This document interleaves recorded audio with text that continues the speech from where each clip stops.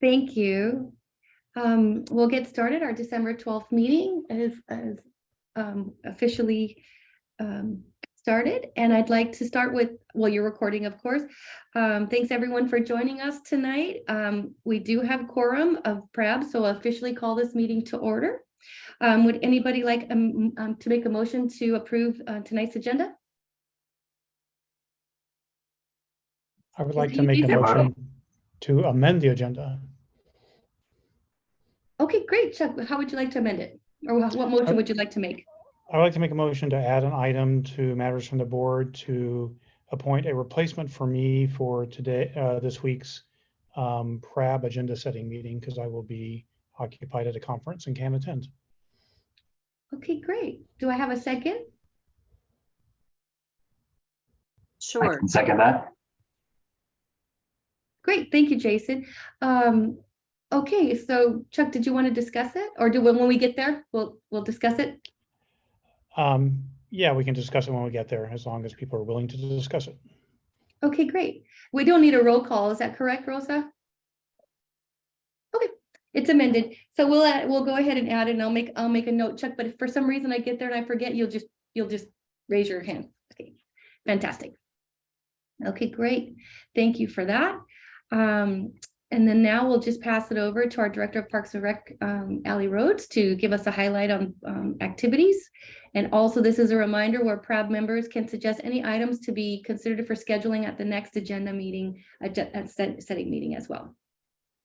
Thank you, Madam Chair. Folks, I'm Allie Rhodes. I'm the Director of Parks and Recreation. For our board members and any listening community members, there are some highlights that in this matters from the board, or future board items and tours, is where the department highlights upcoming items that the PRAD will be reviewing, upcoming items happening in the community, and also at our city council. In our consent agenda, I did want to call out, you'll see that just last week on International Day of Persons with Disabilities, Council actually highlighted BPR's own Expand program. So that's a past event that we have on the calendar here. On December 15th, City Council is going to follow up on the shared micro-mobility update. That's the e-scooter pilot that's been happening in East Boulder. If you'll remember, PRAB provided input on that program at your, I believe it was your October meeting.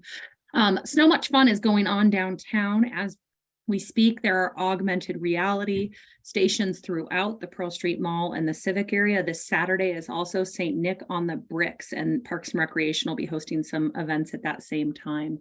As we move into January, in addition to your business meeting, which is scheduled on the 23rd, we wanted to call out that we are bringing back our New Year's kickoff on January 1st. This is a really fun event at the East Boulder Community Center where you can try various fitness programs. Pools will be available for kiddos and other activities. So if you check out the link in your packet, you can learn more about the New Year's kickoff. Moving into February, we'll be excited. Every year in February, we give you an overview of our year. And so this year, we are excited to be publishing our first State of the Urban Forest. This is something that's one of the recommendations of the Urban Forest Strategic Plan, that we as a department publish a biannual State of the Urban Forest. And we're really looking forward to bringing you that conversation, because it will outline the great work that we've done to advance the work of the Urban Forest Strategic Plan in the last 4 years, but also the work ahead. Also in February, I want to call out that City Council is having a couple of conversations that PRAB might be interested in. One on February 9th, they will be discussing multiple topics as it relates to members of our unhoused community. They'll be talking about family homelessness. They'll be talking with Boulder Housing Partners, the city's de facto housing authority, about housing our community.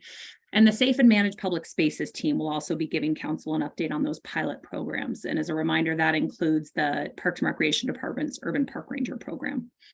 And then on February 23rd, they'll have a midterm check-in. So as a reminder, our city council members have a 2-year term, and they do a significant retreat after there are council elections. So at the beginning of most even years, and the odd years, they do a midterm check-in where they look at the priorities they have for the remainder of their term and adjust them if and as appropriate. On February 11th, I'm also just want to make sure you see that we're bringing back our Sweethearts Dance. This is an event that began at the North Boulder Recreation Center. Oh, I don't know, 17 years ago, as a way for young people and special adults in their life to have a special evening out. So we recommend you check it out and share it with any young people in your life. It's a lovely evening out. Finally, looking ahead to March, in addition to your regular business meeting, on the 9th, City Council will have a study session to discuss reallocation of funding that will be available because of the ballot measure that passed authorizing a library district. So currently there are general fund dollars that fund the municipal library. With the establishment of the library district, some of those funds will be available for reallocation. So lots going on. I know you're busy volunteers, but we hope as you can support the great events and work of Parks and Recreation, you'll find time to do that. Great, thank you. Does any of the PRAB have any comments for Allie? Okay, perfect. We'll move on to public participation. Sorry, hit mute. Pam, I see a hand from Chuck and one from Sunny. I only see Sunny's. Oh, okay. Chuck's was in 3D. Okay, all right. Go ahead. I'll go with Chuck first. Allie, is there a way to see the do the So Much Fun without signing up for an Instagram account? I believe our community programs and partnerships manager, Brian Beery, is available and might be able to chime in and answer that question. If he's not available at the moment, he can chime in later. I tried it myself and oh, there he is. I'm going to let Brian answer this without me making something up. The short answer, hi everyone, is yes, you do need to sign up for an Instagram account or use someone else's. At this point, I know I didn't have one myself, so I even made a work Instagram account so that I could get in there and access those. And it really has to do with the way that technology works to apply the filters on top of the different scenes that you can take a picture with. But again, you're no requirement to share that. You can just keep that to yourself if you want to, if you have concerns with social media. Okay, thanks. What's your password? Hi, Chuck. You're funny. All right, Sunny. I just have a quick comment. I wanted to just express my excitement about you bringing back the Sweetheart Dance. That's been a hit at our house, and I will be happy to share that's coming back. We'll look forward to seeing you there. My children have told me they're too old, so I'm sure I'll be there blowing up balloons or something.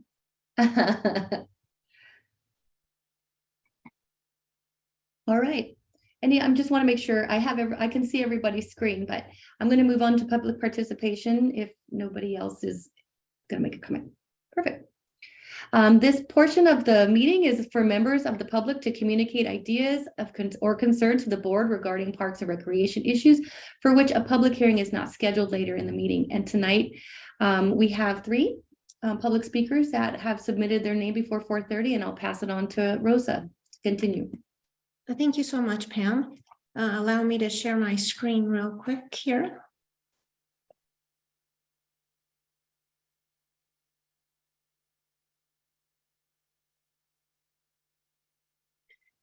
So the following are examples of rules of decorum found in the Boulder Revised Code. All remarks and testimony shall be limited to matters related to city business. No participant shall make threats or use other forms of intimidation against any person. Obscenity, racial epithets, and other speech and behavior that disrupts or otherwise impedes the ability to conduct the meeting are prohibited. Participants are required to sign up to speak in advance, so it's before 4:30 the day of the meeting, and use the name that they are commonly known by. Individuals must display their whole name before being allowed to speak online. Currently, only audio testimony is permitted online. Great, Rosa. I skipped over my paragraph, so I'll finish it because I need to talk about the 3-minute limit. So during this public participation time, the public is encouraged to comment on the need of Parks and Rec programs. You're limited to 3 minutes. And depending on the nature of your matter, you may or may not receive a response from the board after you deliver your comments. However, we're always listening and appreciative of your feedback. And so we'll pass it on to Rosa to call the first one. Okay, thank you, Pam. I did want to say, so we do have three speakers today. I do see Ted, I do see Larry. Susan Adams, if you are with us, would you please go into your name and reword it to Susan Adams so I can pull you into the meeting when it's your time? Thank you. I don't know how to do that. It's not showing me. Oh, it says Boulder Row.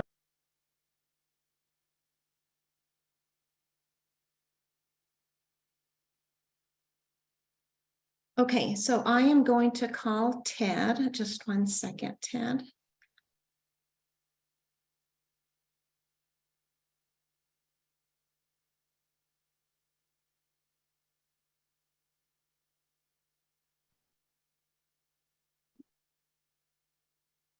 Ted, you may begin. Thank you. Excuse me. Edmund Noy is the full name. Ted is what I go by.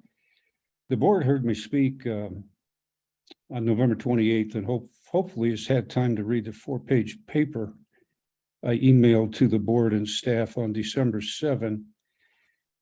In both the speech and the paper, my main request was that PRAB advise staff to return to reservoir opening hours of 5 or 6 a.m. On November 28th, however, neither the board nor staff made any mention of opening hours for 2023. And tonight's agenda packet says nothing about opening hours for 2023.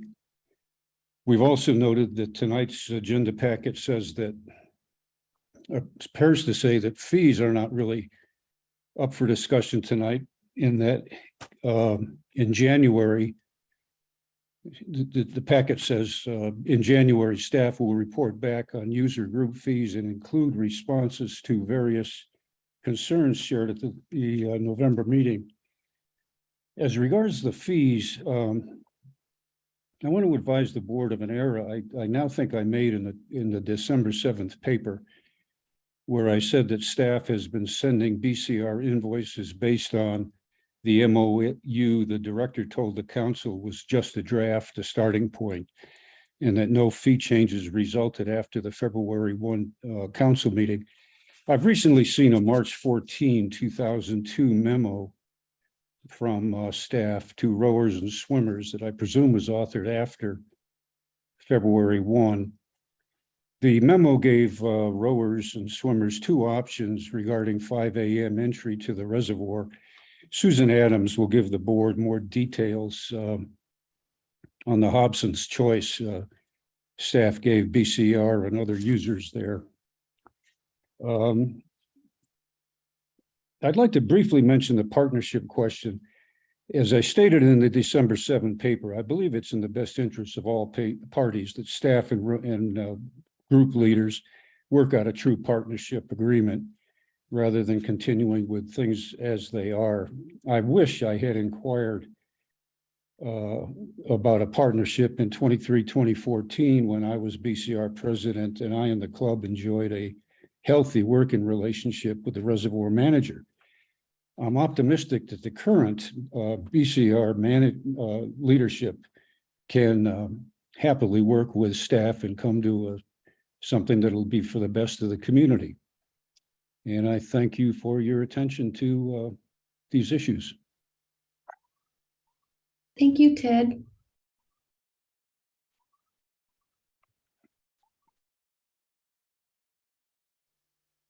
Rosa, do you want to call the next name?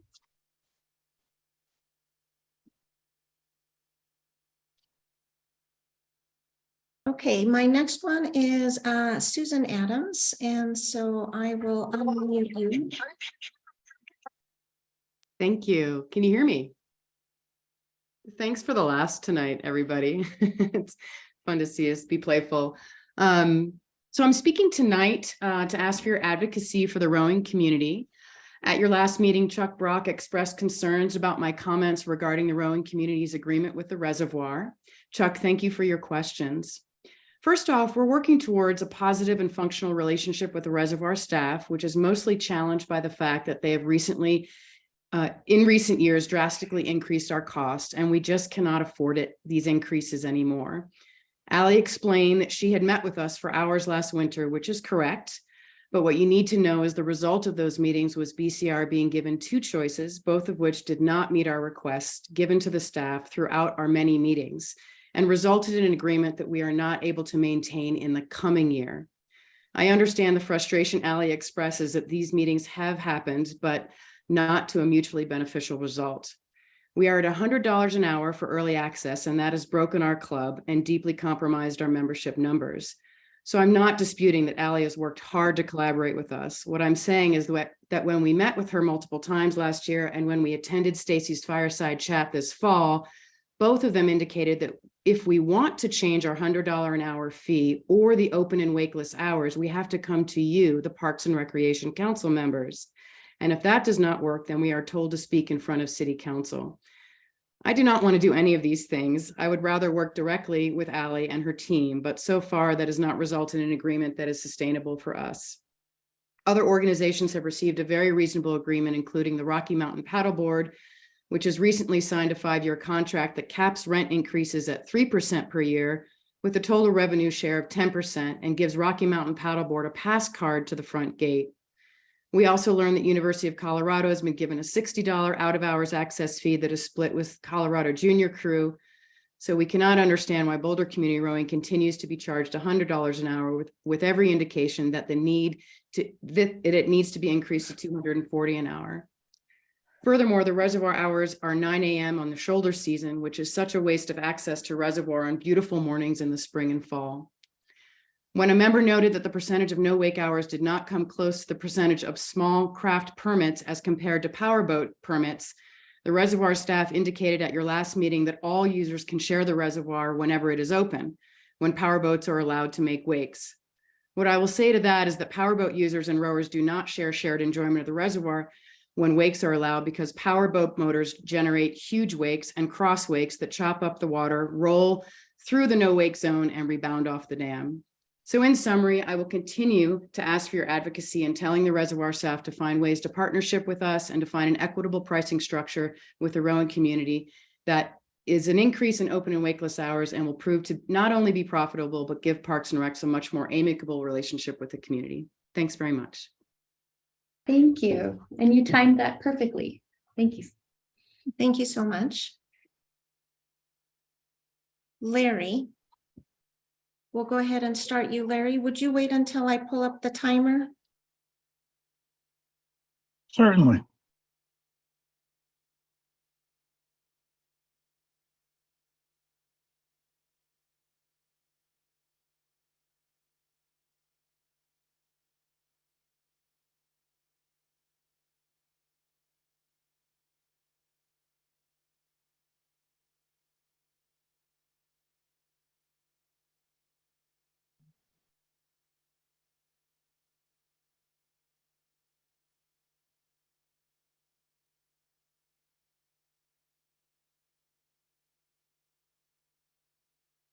Hello, Parks and Rec Advisory Board members and city staff. My name is Larry McKeough, Boulder resident for 33 years. I am here once again over management and underutilization of the city's facilities.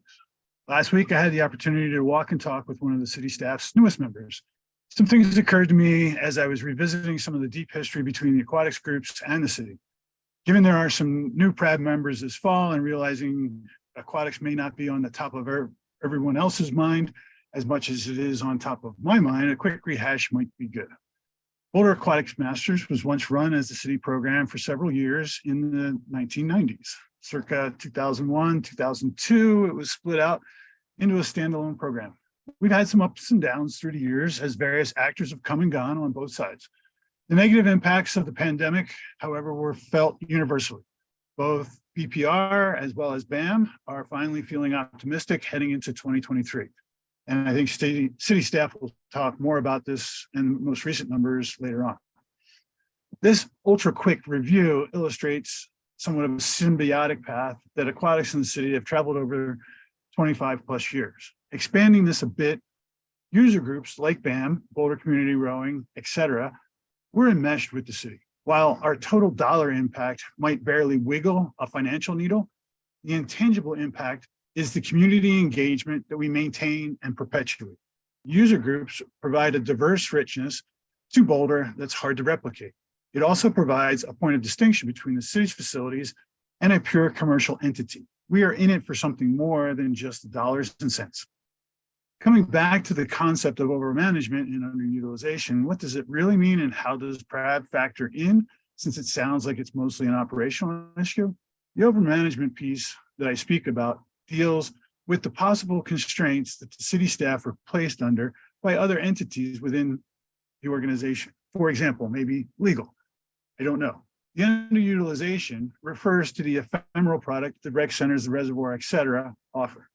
Unlike a cucumber in the supermarket that can be sold for days before perishing, if a facility is idle or unavailable, that period results in lost revenue.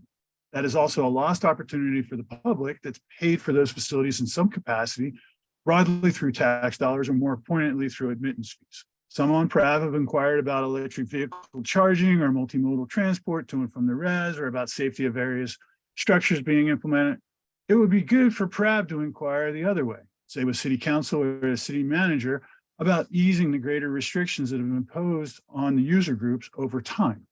Realize the value of these user groups and seek ways to leverage us. We're not asking what the city can do for us, but rather what we can do for the city. But we need the flexibility to do so within our capabilities. Thank you. Thank you, Larry. Appreciate it. No other comments, correct, Rosa? Oh, We're good. Thank you, Pam. okay. Does the board have any questions? I see Chuck's hand up.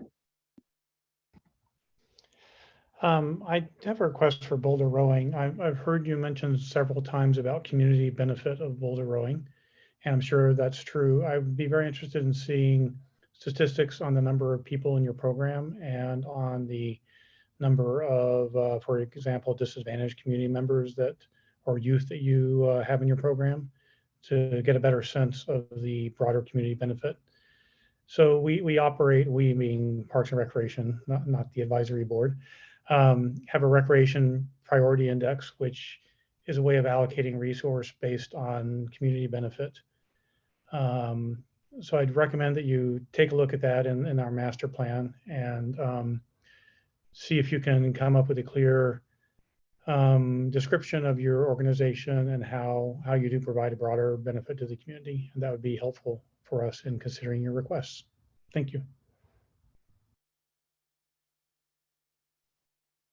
Is there anyone else? Allie, I have a question. On Sue's comment, she described discrepancies with the different organizations. How do you choose that, or is that something we can discuss? I'm happy to discuss it either. I mean, we can do it now. I can tell you I don't share that understanding of the discrepancies. I know someone made that comment in November, and in a follow-up meeting, I believe it was Stephanie or Stacy clarified, I think the fees are being applied consistently. What might be different, one, Rocky Mountain Paddle is different. They have a contract with the city of Boulder. They're a public-private partner, and they do have access to the facility. They pay a lease for space there. So that's not an apples to oranges or an apples to apples comparison. And then as far as the fee rates for, I think she mentioned CU Junior Crew and Colorado Junior Crew.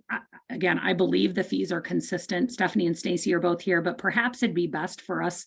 Our intention, this is outlined in the 2023 operations memo, is to bring this back to you in January and show you the fees that are paid by the various programs and as how they're compared to what the general public pays. And so if you don't mind holding your question, we can report back on that with the other elements of user fees in January. I would appreciate that. Is there other board members interested in seeing that? Okay, great. Thank you. Appreciate it. All right, we will move on. That's great. Thank you for everybody for your comments.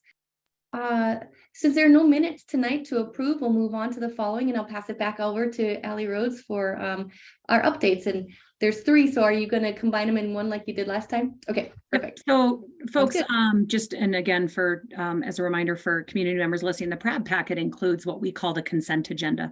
Different from city council, this is where we provide informational items for the board. These are not items where we need their input or their advice. However, we do think they're important background information for them to be aware of as advisory board members. And so there's some incredible information here, certainly from my office and the director's office, but planning updates and operation updates. So all 3 categories there are some updates. I will call out again just the incredible recognition our Expand program received with International Day of Persons with Disabilities last Thursday.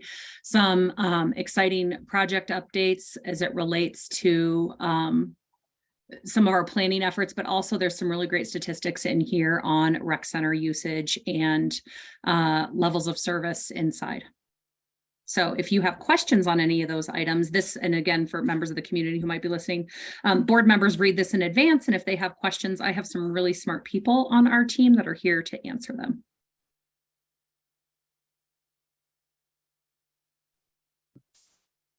Any questions? Wow. Okay, fantastic.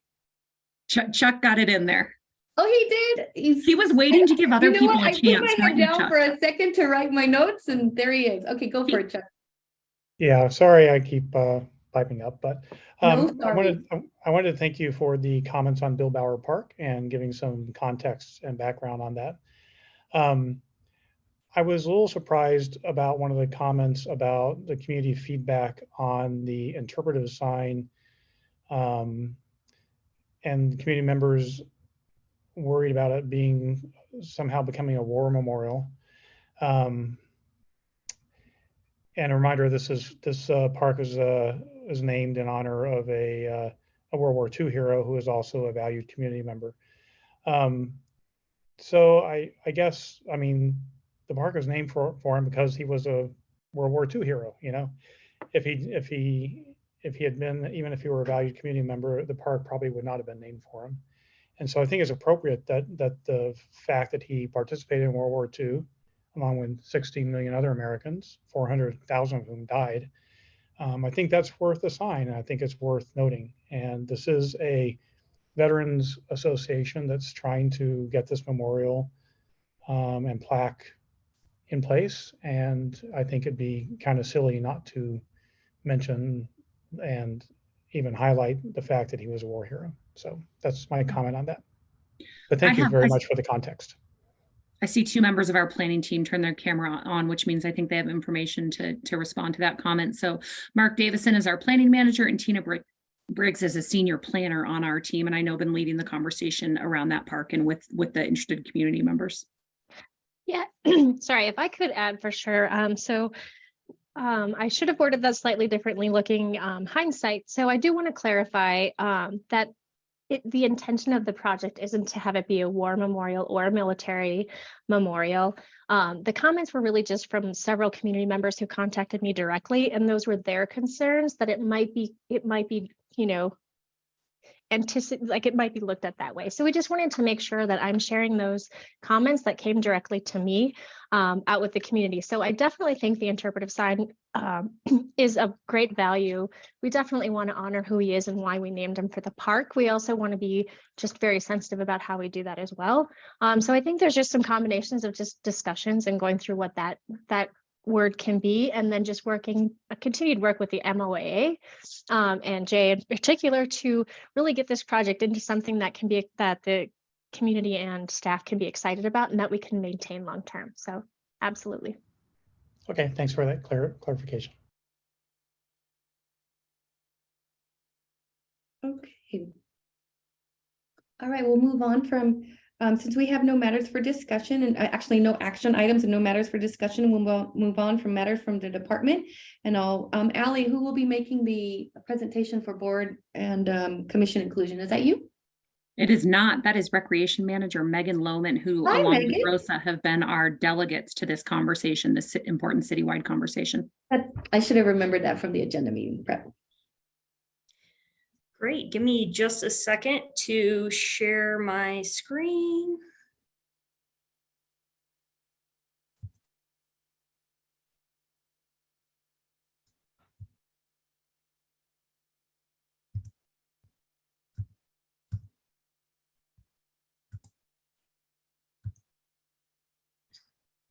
All right, so we're going to be talking about board and commission inclusion. And so really quick, the goal of this conversation is to, there we go. I have the I have to either look at my presentation or look at all of you, right? So, and so the goal of this is to provide the PRAB with recommendation to support the equity goals outlined in the council approved racial equity plan. And so just a really brief background, since about early 2021, a multi-department staff team has been working to assess the city's practices around boards and commissions and implement incremental changes to eliminate systemic and institutional equity in policies and practices. And so many of these improvements proposed or in progress are driven by Goal 5 of the Racial Equity Plan. And that is the brief version. The city will eliminate barriers and create opportunities to build a diverse workforce across the depth and breadth of local government, including elected officials, boards, commissions, and work groups. And so more specifically, where did the recommendations that we shared in the matter from the department and that I'll share on the next slide, where do they come from? Well, beginning in April, we, when I say we, first Charlotte and I, and then Rosa and I attended two sessions a month. And the first 2 sessions were about inclusion, about creating a welcoming environment where it's, you know, welcoming for all. We're not excluding folks. We're not demonstrating dominating behaviors, with a goal of enhancing the understanding of different perspectives. And then the next 2 sessions touched on diversity, with the idea of creating a diversity blueprint for each board and commission, with a goal of enhancing the development of valuable and valued service experience for historically excluded communities. And so from there, we really worked on understanding what qualities in a candidate would add to the culture of our board or commission, rather than a traditional culture fit, right? So how are we getting more diverse groups into our boards and commissions? And then finally, the last 2 sessions focused on equity, with staff teams finalize their action plans, understanding their individual and team opportunities to control, influence, and challenge existing systems within their own boards and commissions. And so now we're trying to implement things from that work. And so what are the recommendations that we've initially come up with? And these are obviously written in the packet in way more detail than what's on this slide. But the most important thing that we're recommending is that everyone gets it, right? And so we're recommending that we help ensure adequate equity training for board members. We want to encourage board participation in city offered racial equity trainings. I know many of you have already attended some of the offered racial equity trainings. We want to consider if additional third-party trainings might present themselves. Is there something that this board would like to take additionally that could help create that understanding and a platform for the future as well? And then we want to consider opportunities to further the understanding of equity. And that could be such as organizing a viewing of a reputable documentary or reading materials.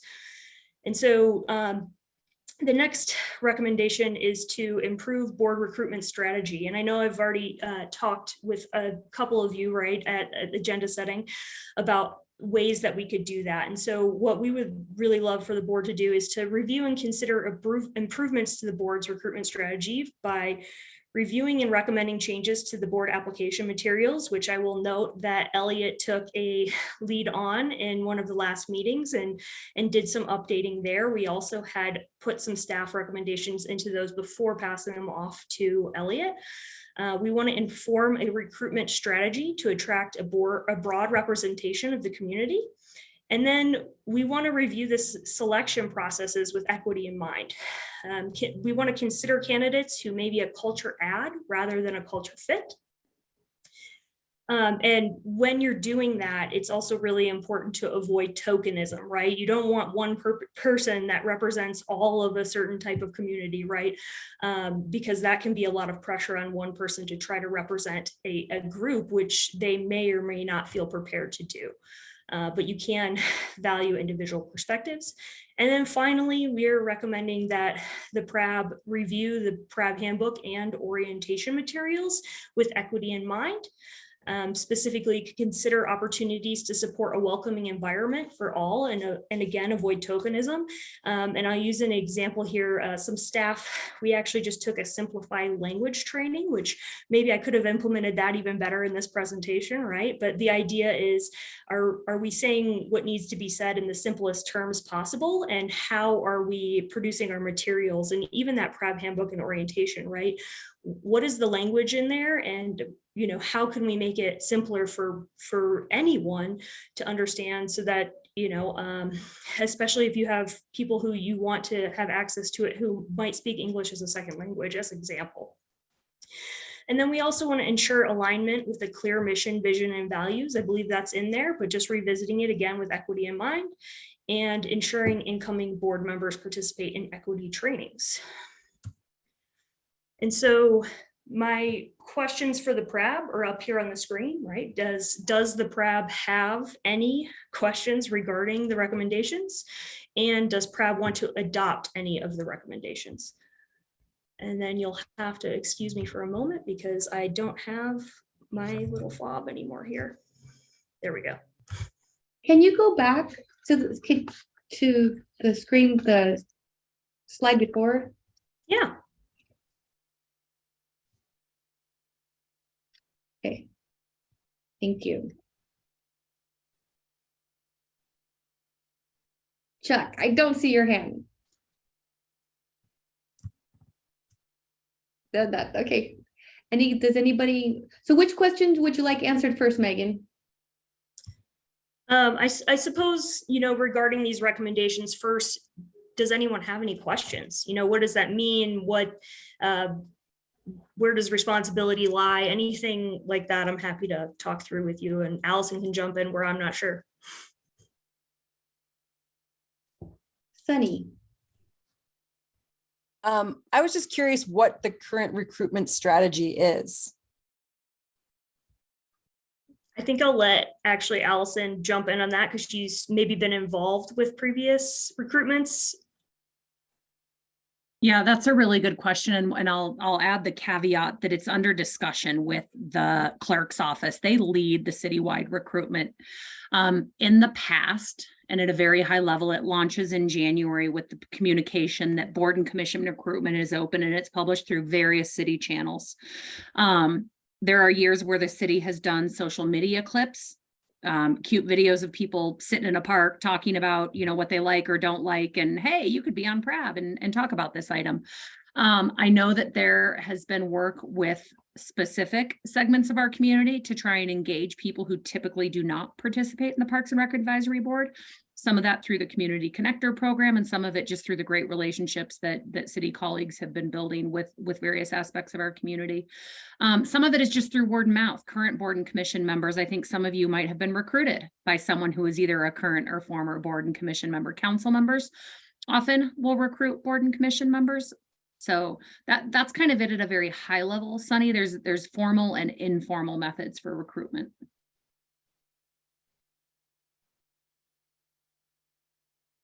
I'll go Elliot and then Mary and then Chuck. Elliot, Mary, Chuck. I had the same question as Sunny, but I have another question.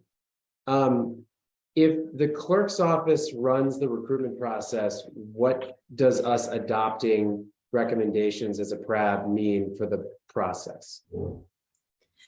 I think first, what we're really asking is for you to inform that strategy, right? And so that we can pass that on and share that with the clerk's office, with those in charge of that, right? And so you guys have a lot of different perspectives. You're representing different parts of the community, and you probably have great ideas that maybe we're not thinking of if they're not thinking of it. So I think informing that process, and it will, again, I'm providing recommendations, or we're providing recommendations, and then sometimes you might be providing recommendations to the next step.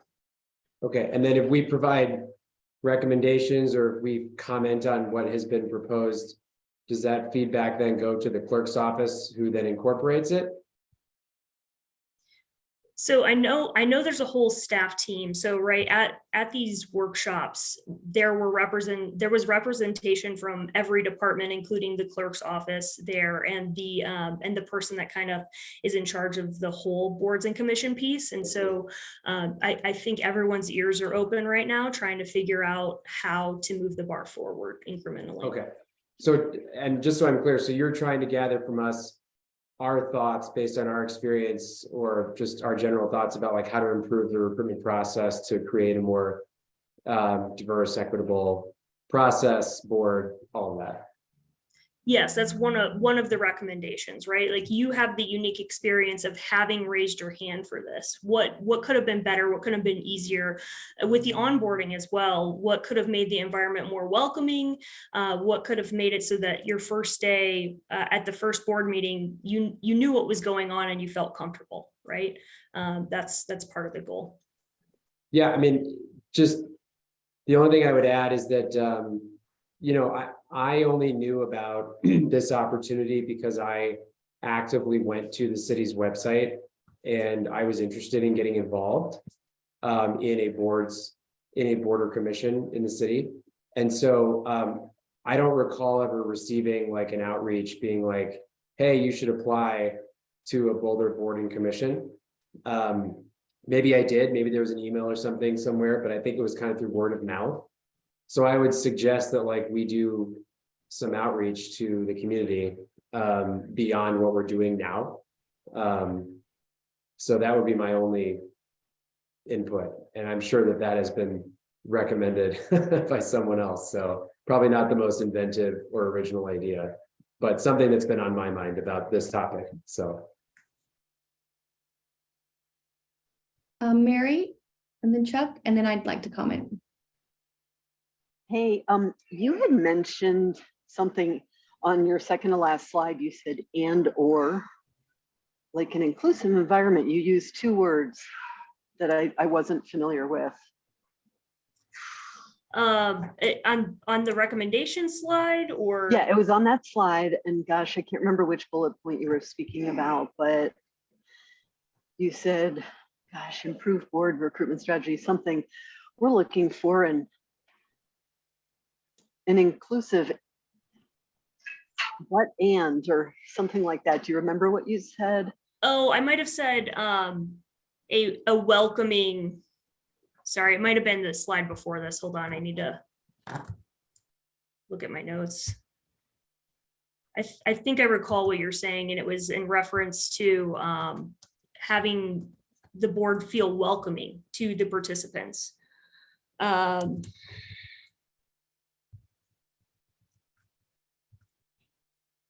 And enhance understanding of different perspectives, that piece, was that it, Mary? No, sorry, I didn't write it down, but yeah, you had used a reference to how you're looking for people, and it was. Oh, boards or commissions, yeah. What qualities in a candidate would add to the culture of their board or commission rather than the traditional culture fit? Okay. Sorry, no. If you think of what it was, let me know and I'll.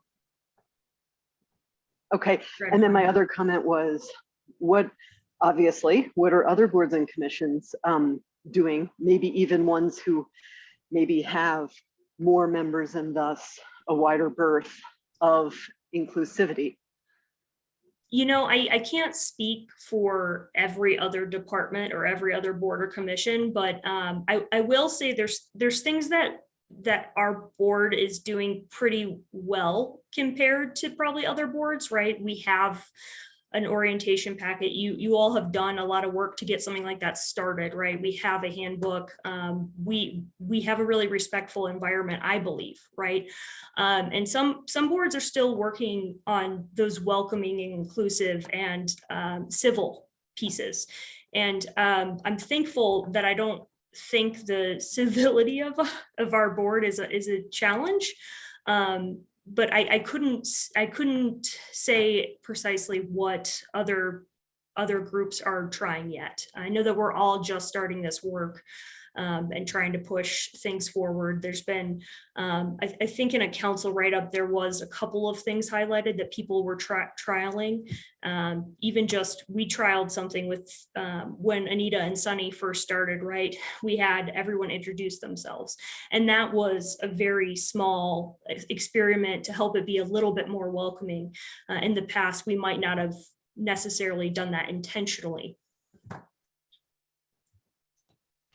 I do find after now 4.5 years on this board, there's a lot of siloing still going on in this city. And I think this is an opportunity to have multiple boards and city departments kind of speaking about the subject as important as this, particularly because it's in our master plan and it's kind of one of the city's top 5. I forget what it's called, Allie, when they have a new agenda item, equity and inclusion. So I just would like to suggest, as I think Chuck and I have been kind of proponents of all along, just that we consider possibly having smaller groups, not just city staff, but also different boards and commissions to kind of speak amongst each other and bring, you know, kind of a think tank to an issue like this.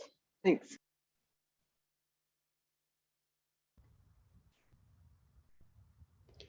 So, yeah, thanks. I kind of sense a tension here because the city council appoints the board and commission members, and it's, you know, almost inherently a political process, right? Especially for like planning board and transportation advisory board and housing advisory board. And so we could do all the outreach we want, and then, you know, council interviews, and then they make a decision. And it's sometimes a snap decision, and sometimes it's politically based. I would like to see an opportunity for each board to make recommendations to council based on the applicants for their particular board and an explanation of why they think that person would add to the fit or add to the diversity or make a specific contribution to that board. And I don't know how council would respond to such a suggestion, probably with raised eyebrows at a minimum, but it would just be a recommendation and not telling council whom they should select. Because we really don't have a lot of input in who's selected for the board. You know, we can do outreach and place people before council, but they make the decision. I do like I liked all these recommendations. I would like to see us move forward with all of them. I would also like to have a discussion sometime about not just inclusivity among the board, but how to encourage public comment and inclusivity among those seeking to speak to the board. One way would be to have a consistent way to sign up for a public comment for all boards, rather than having a different one for each board, which is confusing to some community members and is maybe unnecessarily complex. Having multilingual options for signing up. I'm sure those exist now, but maybe making them more transparent and easier to access. Yeah, those are my comments. Great, thank you, Chuck. And one thing that we did talk about quite a bit in our own workshops is what can we control and what do we influence, right? And certainly, like, our recommendations are our way of influencing our board, right? And then your recommendations might be a way of influencing council or those that are in control of certain decisions right now. Or great. Okay, I'd like to comment, and then I think Sunny, do you have your hand still up? And then we'll go to Jason. Sunny, is that still up, or you have a new comment? I do have a new comment, and Jason was ahead of me. Okay, great. I just wanted to say, I think we made good strides with Elliot changing that legacy question, because that really bothered me. But I also just wanted to let Megan know that I remember when I first applied for the board, it was the most intimidating situation I had ever been in. And I am politically savvy. I'm 30 years in the government, and it was very anxiety provoking. It was not friendly. It was very stressful. The whole situation was interviewed with the panel of council members, which, it was very, in my opinion, elitist. It felt like that. And then when the discussion happened and you weren't chosen, it seemed very personal at the dais. And, we don't know these people. So I had been in two sessions. I got appointed on the second year, which I was really excited. I came back because I was like, at least I know what I'm getting into now. But for people who are not savvy with the government, I think that's intimidating. It would be I don't know what the former board, like the newer board members have gone through. I don't know if it's softened or the process has changed, but when it was myself and Raj and it was Mary, I don't know if Mary agrees with me, but it was, in my opinion, very stressful. So I hope you could soften that for other people, because I would like to have, I would just, I don't know, just, other constituents who aren't savvy. That would be, with politics. And I don't like the use of the word token. That really struck me. I don't know what it was. There was a sentence you wrote and I wrote it 3 times. You don't want to choose a token person, but it's like, I don't know what. Tokenism. Yeah. I get it. I get it. Yeah. I just don't like it. Yeah, exactly. And we should avoid that, which was the point. I hear you there. Okay. All right. And so then I will thank you for listening and I'll pass it on to Jason, and then I'll go back to Sunny and then back to Chuck.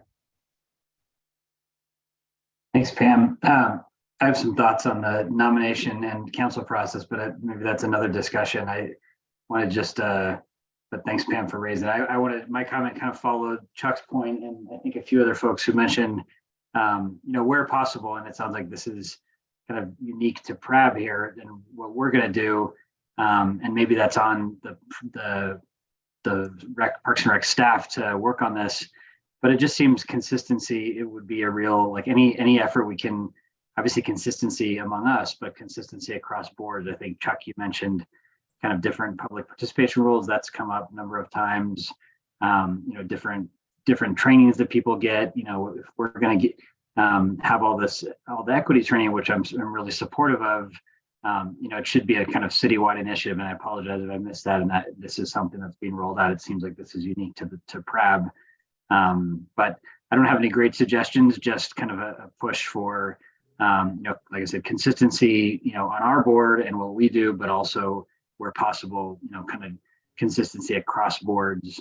And that goes to a lot of things. We're talking about not just equity training, but kind of general preparation, onboarding, how we deal with the public participation. I think if there is a liaison or a role at the city that could help coordinate some of that, I would be happy to work with that person and provide some of our thoughts as a board on that. But I think that seems to be every board is a very different experience in a good way, but it also doesn't have to be. Like, some of the differences don't seem to shouldn't exist necessarily, and we've seen some of those play out. So yeah, no specific comment, just a general thought on that. So I'll turn it. I think it was actually back to you, Pam. Sorry. No, don't sorry. This is a great discussion. Sunny? I just wanted to make a suggestion for recruitment. As far as, really trying to expose this opportunity to a lot of people, and a lot of people who might be interested, is just having signs in the rec centers. When you walk in, having some signs just saying, this is an opportunity and we're looking for community members who, use the parks and recs and have ideas and want to get involved. Because like many other people who spoke up, it was kind of word of mouth how I ended up here. And before that, I didn't even know it was an opportunity. But I do frequent the rec centers and the parks and would have probably been interested had I seen it posted. That's great feedback. Yeah, thank you. And I think Chuck said something similar during agenda setting, maybe. So I definitely hear that one.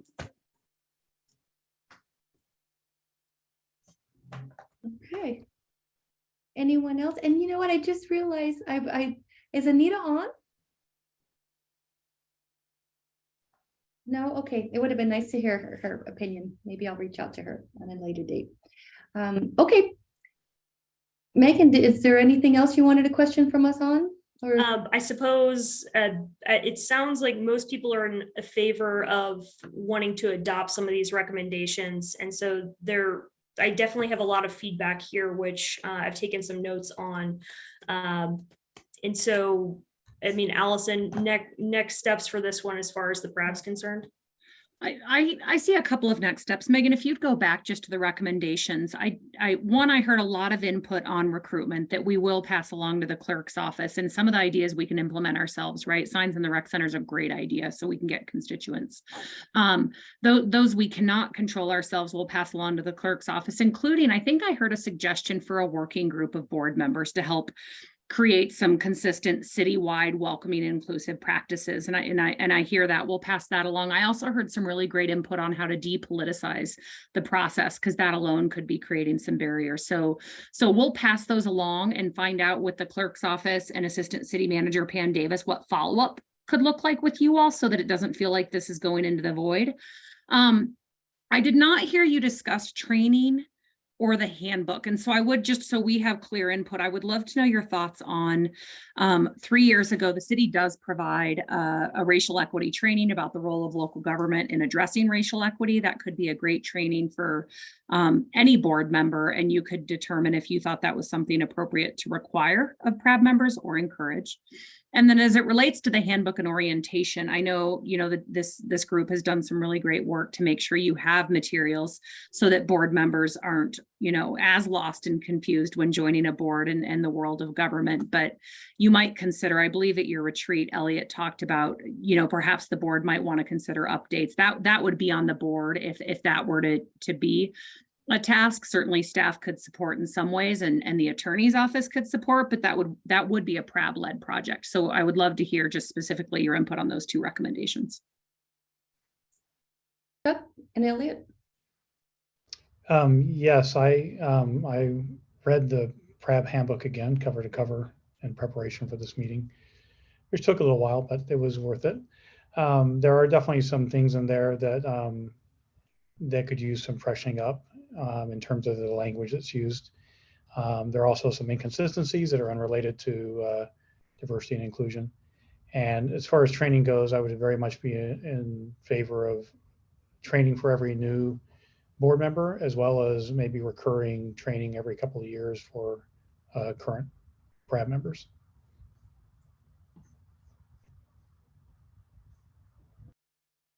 That was literally what I was going to say. So we are in agreement, Chuck. And I think if the city is creating, the only thing I would add is if the city has created a DEI training that they're showing to staff, and that staff must review, I think that people representing the interests of the city should as well. So I would be in favor of requiring that all boards and commission members review that training as well. I don't know exactly how intensive that training is, if it's like a module training or if it's an in-person training or whatnot. I would assume that it's a module, something you can access online. But I would be in favor, if reasonable, for sure, that we all are required to do that for consistency and just for substantive knowledge. So as a direct follow-up on that one, how about in your next packet, we include an overview of the two trainings that city employees are required to attend. The one I mentioned is the role of racism and the role of local government. That's a training, and it's required at new employee orientation. All city employees have now taken it, and it's part of new employee orientation. I believe it's 4 hours. The other training that all city employees are required to take is a bias and microaggression training. It is 8 hours. And so we can give an overview of those trainings, and perhaps we can also, I don't want to say lighten up this material, because when you lighten it up, you lose the nuance and the heft, right? And I would hope if there's a lighter version, we've considered that for our, but so I hear your input that it could be time intensive and restrictive for volunteers. And so maybe there's another way to deliver the message given that folks have full-time jobs, whereas, right, this is our job. And so having the full version of the training is appropriate. Mary? Which prompts my last comment, which is micro trainings. Almost every organization I've worked at, you start the huddle the morning with, the vision statement of the organization. That may want to change from year to year. That may be a little something we insert every other meeting, some way that we use words, some way that we conduct the meeting. I'm not sure. Maybe someone more creative than I and more steeped in that knowledge could come up with something cool. Thanks. Thank you, Mary. So Megan, back to you. Did we get you what you needed, or Yeah, I suppose I have one more quick follow-up, and that is I heard at least from Chuck that there's some interest in revisiting the handbook or the orientation materials with equity in mind. And so I don't know if this is my place to ask this or not, but are there a couple of people interested in kind of taking the lead on helping with that? If that's something that we're interested in doing. I see Mary's hand. And I see Pamela's hand. And Elliot. I'm interested certainly in looking at the handbook and looking at how we can revise that. And I think that would go in tandem with reviewing our orientation process. Great, thank you. Okay, well, if there are no other further questions for me, then I will just say thank you, and more to come. And we have a couple of next steps that we will report back on for you. Megan, thank you for such a thoughtful discussion. Thank you, Yes, Megan. thank you all for being engaged. Really appreciate it. And then on that note, we'll move over to the Boulder Reservoir. Allie? Yes, and I believe this item is going to be presented. This is an operations overview, and it's going to be presented by Stephanie Monroe and Stacy Cole. They're going to report back on what we've done with the work we did since we saw you 2 weeks ago and talked about the work being done to learn from 2022 to shape 2023.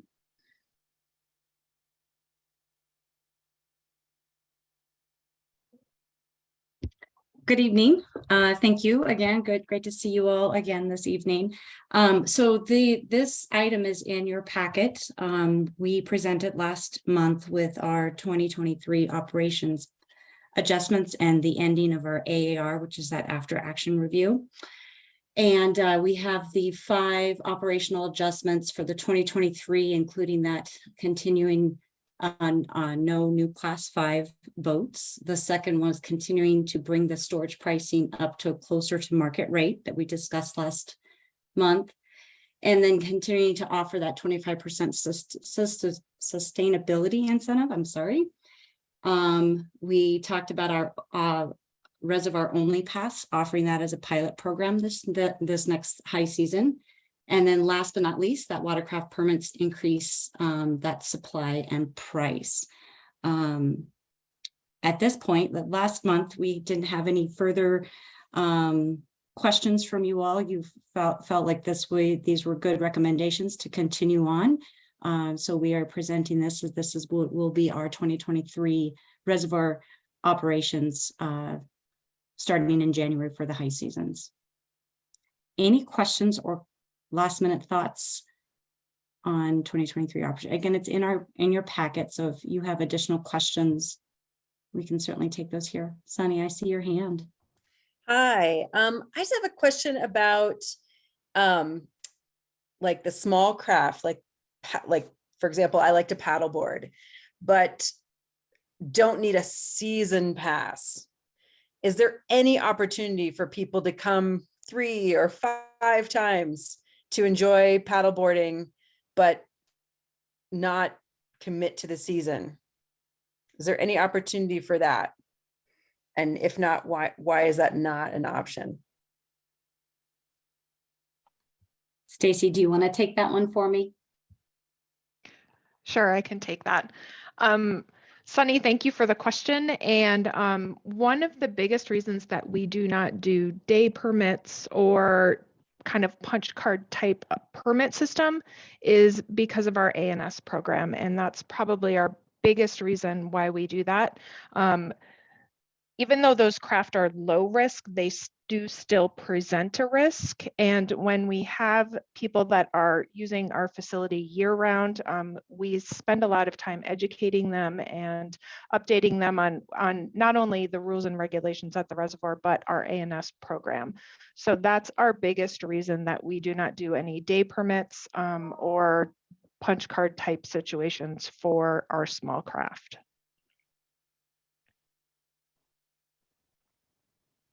Can I just add one note to that, that in the 2012 Boulder Reservoir Master Plan, it was actually a policy decision made at that time to stop doing day permits. And that plan was approved by both PRAB and City Council, saying that we will not do day use permits and it will only be season use to encourage that familiarity with the ANS program. And so if there were to be a change, first we would have to figure out an ability to address the ANS question, but I just want to note that it's actually adopted policy from council that we don't allow day use at the Boulder Reservoir. I just want to go on the record saying that, as someone who has had a season pass, every time I go through there, I have to go get my my paddleboard inspected, and there's an opportunity for a 30-second educational plug. So just for the record, I feel like there's maybe could be some room for that in the future, that I think, there's enough contact, enough opportunity for communication that that may be something we want to look into in the future. When we have capacity to develop the site management plan for the Boulder Reservoir, which is a recommendation of the Boulder Reservoir Master Plan, there's a couple of those policy questions that I suspect we'll need to follow up on, Sunny. The ANS program has evolved so much in the last decade, and you'll be talking a little bit more about that in however many minutes we move on to that conversation. So I think it'll be appropriate to revisit those policies at that time. Jason, I see your hand up. Yeah, just a quick question. I read in the packet about illegal launching from the North Shore. We may have talked about this before, but could you give us a little more information on what that's like and how big of a challenge that is? I'm assuming that's just paddle boards and stuff, right? You want me to take that, Allie? Go ahead, Stacy. Okay. So our ranger presence over the past 2 years has definitely brought down the numbers of people who are possessing watercraft on the North Shore. So that education process, and when we found that we had Eurasian water milfoil, we kind of switched gears a little bit and moved to we will only issue summons. There will not be any conversations any longer about, why you can't have the watercraft there. Obviously, that's part of the conversation, but they will be issued a summons. So that problem has decreased over the past couple of years with the ranger presence over there. And yes, it is those small craft, mostly stand-up paddleboards that we see on that side. All right, thank you. Thank you, Stacy. Any other questions regarding the 2023 operational plan?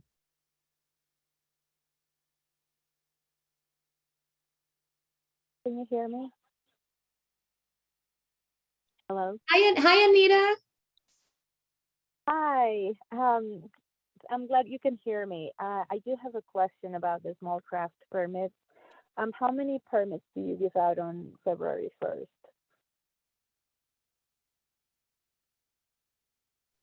Stacy, I'll let you take that one as well.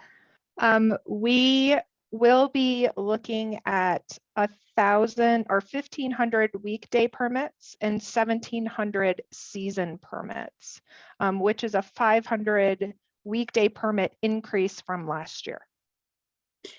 And Stacy, Okay, thank you.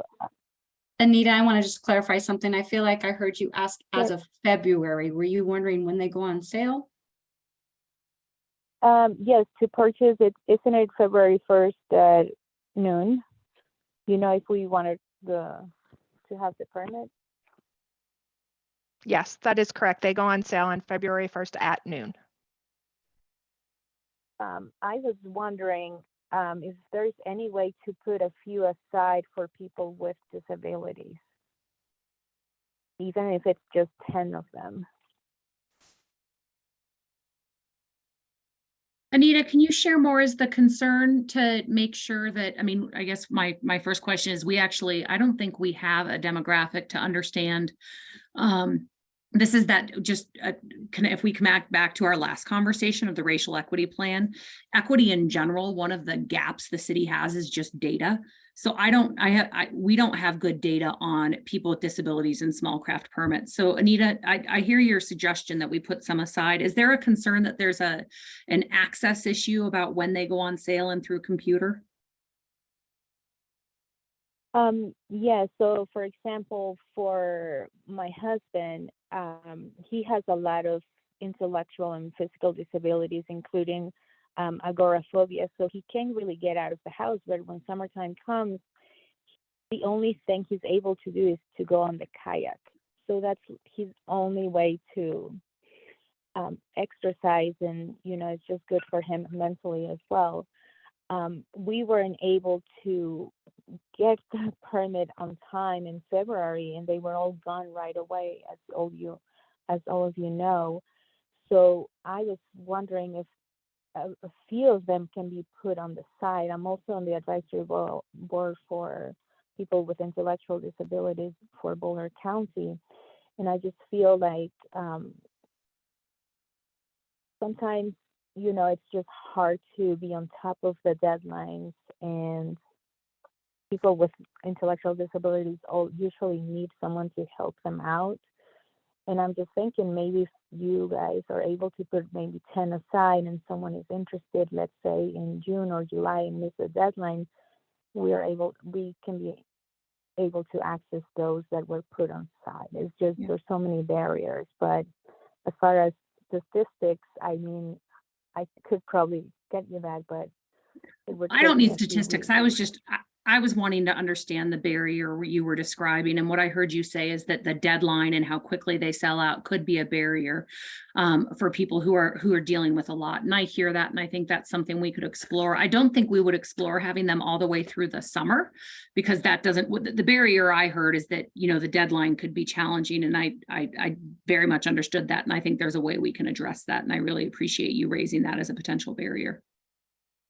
Thank you. I appreciate it. Yeah, great feedback, Anita. Thank you.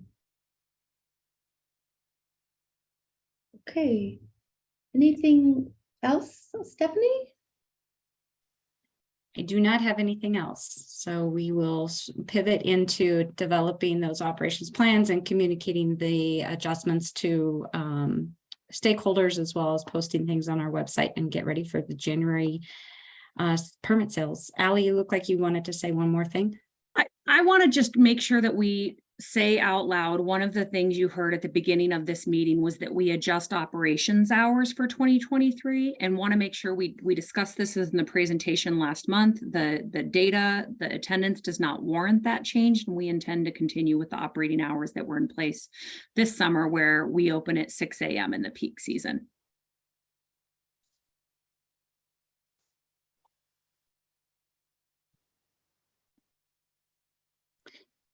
And yeah, thanks, Ellie, for just reiterating that. I guess the only thing I would also add to that is as part of the presentation last month and the recommendation going forward, it is also stated in there that we will include a longer flank season. So all of the beginning of that flank season, all of the end of that flank season. So all of April and all of October. Thank you, Stephanie. And with that, there's a question from Chuck. Sorry, I did it again last second. I would really like you to apologize for being an engaged, inquisitive board member. Yes. I'm sorry. So to open up 5 a.m. To accommodate rowers, you would want them to cover the full cost of such an opening? Would that still be a consideration if they were able to do that? Absolutely. And that, well, I mean, again, we haven't analyzed so our intents next are to look at the fee structure that we put in place that we negotiated with the user groups for this year, look at costs, and then follow up with them. And so any earlier outside of operating business hours, what that looks like in the coming year is to be determined. Okay, thank you. All right, well, we have one more presentation here concerning the Boulder Reservoir, and I have two exciting guests. One is Kate Dunlap. She's with our Utilities Department. And of course, Stacy Hole, the Boulder Reservoir, Stacy Cole. Did I say Hole? I did, didn't I? I apologize. Stacy Cole, our Boulder facility supervisor, and they are our subject matter expertise, and they are going to take it away with a quick presentation to inform you of our aquatic nuisance species watercraft inspection program and annual update. So without further ado, I'm going to let Kate, who's been waiting patiently in the wings, to kick this off for us. Kate. Stephanie, real quick, I just want to say something. This was my favorite presentation, like in the whole 5 years I've been here. It was this and prairie dogs, but actually, and the bee thing, the hive thing, but just because it's so interesting. So for the new board members, really pay attention to this because it's so interesting and it's such an aspect of our department that I didn't realize that we were in charge of. And so anyway, I thought you'd enjoy it. Thank you, Pam. Well, Kate. I hope we live up to your expectations. Thanks, Stephanie. So Stacy and I are going to tag team this presentation. So my name is Kate Dunlap. I work in the Utilities Department. I'm a watershed project manager and work a lot with water quality and aquatic nuisance species, and work with Stacy quite a bit. So as Stephanie mentioned, today we're just going to be providing an update on aquatic nuisance species and the watercraft inspection program. So I'm going to start just for an overview of what I'm going to talk about today with Stacy, is just start big picture background on what aquatic nuisance species are and the primary ones that we're concerned about. And Stacy's going to give an update on the Boulder Reservoir watercraft inspection program and the 22 statistics. And then we'll wrap up with an update on Eurasian water milfoil in Boulder Reservoir and the newly discovered ANS mussels in Highline Lake in Western Colorado. So let's start with some background. So aquatic nuisance species are invasive, non-native species. They can be other plants or animals. And they don't have any predators, so they can outcompete native species, and they can adversely impact water quality, the aquatic ecosystem. They can impact recreational uses and water quality and water supply operations. So importantly, with these top priority ANS, once they're introduced, it's really difficult, if not impossible, to eradicate an established population. So prevention is really critical, namely a watercraft inspection program. So there are 4 primary ANS of concern in Colorado. The 2 most important are the zebra and quagga mussels. These ones are of high priority ANS because they attach to any hard surface. So that includes drinking water intakes, docks, boats. They can spread on swim beaches, impacting recreation. They filter the water, which impacts water quality and substantially increases water treatment costs and water operations.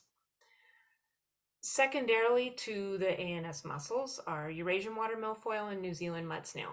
Both of these species are currently present in water bodies within Boulder County and throughout Colorado. Eurasian water milfoil is a concern because it can form these dense mats that grow from the bottom all the way to the top, and they shade out other aquatic life. They can impact the ability for people to swim or use swim beach areas if there's dense mats around swim beach, and they can lead to taste and odor issues in drinking water. The New Zealand mud snail is of concern primarily from an aquatic life perspective and an ecosystem perspective, and not as much of a concern from a recreational or water supply use. And as I mentioned, both of those species are present in Boulder County elsewhere, in addition to Eurasian water milfoil being at Boulder Reservoir, which I'll provide an update on in a minute. So with that, I'll pass it to you, Stacy. Thank you, Kate. So to protect the Boulder Reservoir, staff implemented a robust watercraft inspection program and public education program, which has been in place since 2009. And I say robust because we do a lot more than a lot of the other lakes in the area. So we've gone above and beyond what the state requirement is for watercraft inspections. The Boulder Reservoir, we have created a classification system which classifies all the watercraft that use the facility, with class 1 being the lowest risk for ANS transportation and class 5 being the highest risk. And as we talked about last PRAB meeting, part of the 2023 changes for the ANS program are that we will no longer be issuing any new class 5 permits for 2023. And then our watercraft sales have gone up significantly, but nearly 50% of that has been an increase in sales of our small watercraft permits. And then we have not found any zebra mussels or quagga mussels in the 2022 season at the Boulder Reservoir. And then we are continuing with our North Shore Ranger program and our Lake Patrol, who are managing watercraft that aren't permitted and haven't gone through inspection on the North Shore, and also helping out with our education program for all of our users. Kate, back to you. So I'm going to provide an update on Eurasian water milfoil. I'm sure you all are familiar with this a little bit, but essentially Eurasian water milfoil was first detected as a floating fragment on close to the South Dam, shown here on this by this red star in Boulder Reservoir. This was discovered by Colorado Parks and Wildlife staff during a spot check for ANS specifically at the reservoir. And a follow-up survey with CPW and city staff confirmed the EWM is established in the reservoir. It is primarily located in these western coves shown with these orange yellow polygons. It's also along the northern shoreline as well, but not in the deeper areas, mostly in the shallower zones. So there's still quite a few unknowns. For one, we don't know how this plant specifically arrived in Boulder Reservoir. This plant can establish and reproduce with just one floating fragment, and it can survive for months, just floating until it lands in the soil and propagates. So as I mentioned earlier, Eurasian water milfoil is in other water bodies in Boulder County. It could have arrived in Boulder Reservoir through anglers, dogs, watercraft, connected waterways, wind, or waterfowl. At this point, we don't know. We also don't know how long it's been in the reservoir. I will say that it is widely dispersed in the reservoir, but thankfully there were really only about a couple of dense mats. And even then I've seen some seriously infested Eurasian water milfoil water bodies, and this does not compare to those. So we don't know at this point if that low density growth will stay the same or change, but it is something we are going to keep an eye on.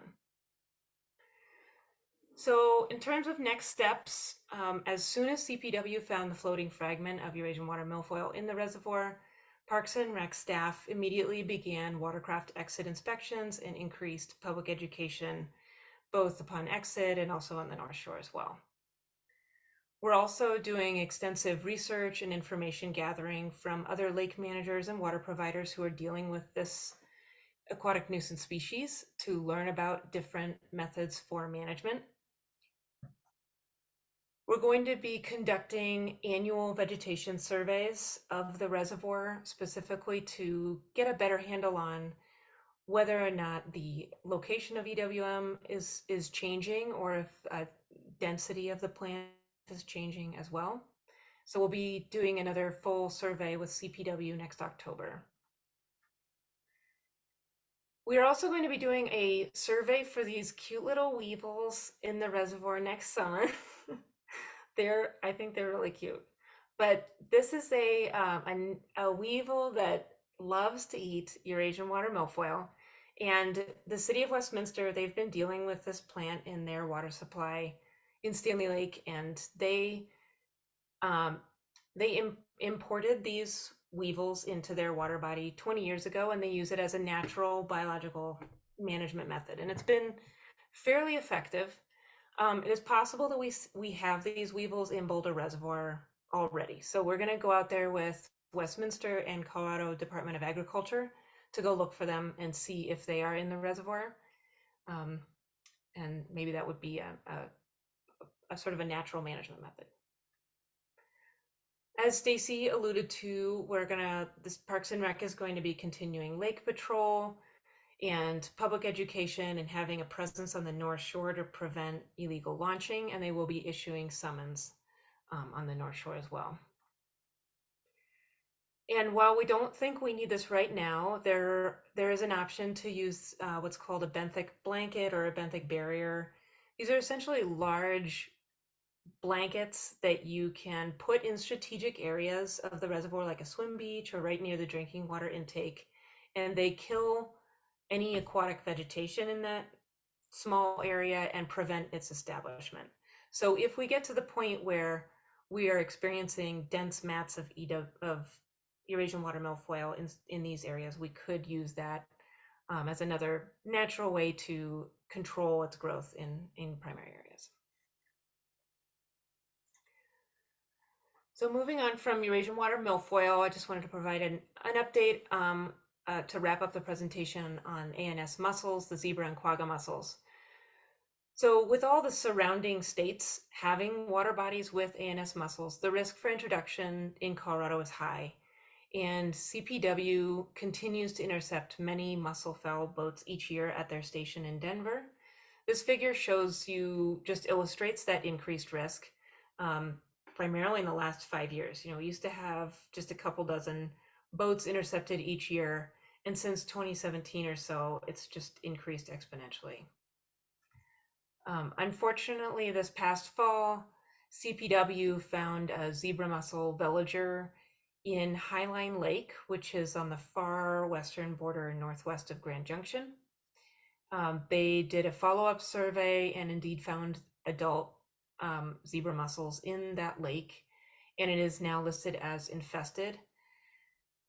There have been previous temporary listings over the last decade or so of water bodies based on DNA tests or dead ANS mussels found, but this is the first infestation in the state. So it's not just a positive listing. We do know, based on CPW's info, that none of the boats that traveled to Boulder Reservoir had been at Highline Lake. So, with that, Stacy and I would be happy to take any questions that you might have.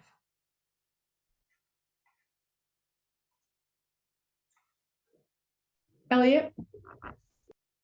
Yeah, so one thing that I'm unclear about is like, what's the worst case scenario with this water milfoil? Like if it becomes infested, kind of like the lakes or the water bodies you just mentioned you've seen, that are much worse than the reservoir now. Like what are some potential harms to the reservoir, the drinking water supply, that could happen? Mm-hmm. That's a good question. So worst case scenario is that the plant forms dense mats around Swim Beach, for example. And this has happened with many CPW owned reservoirs. They manage the population by using herbicides. They have to use herbicides every year in strategic locations just in the Swim Beach areas to minimize growth. If we were to have dense mats around the drinking water intake, we would use the benthic barrier approach to not affect operations. We could experience taste and odor events in the drinking water when that water body is used as a source. That said, Boulder Reservoir is a backup source. So we receive our drinking water at the Boulder Reservoir water treatment plant from a pipeline that pipes Carter Lake directly to the plant. So we only use Boulder Reservoir now when there's pipeline maintenance, or if there were an emergency event, we could get on Boulder Reservoir if needed. And then even then, in the summer, we would use Boulder Feeder Canal, not Boulder Reservoir. So we could avoid those taste and odor issues. Thank you, Chuck. I noticed that you were collaborating with Westminster and their Stanley Lake water supply.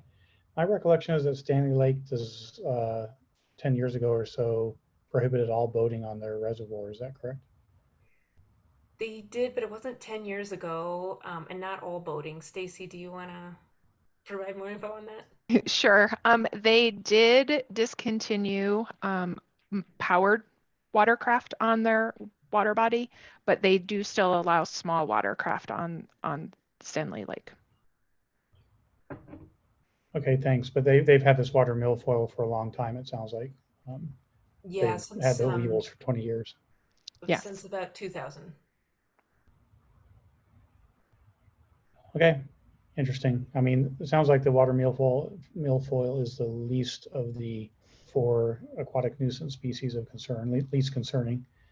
But the mussels are really bad, and it's pretty scary to hear that they're in Colorado now. So,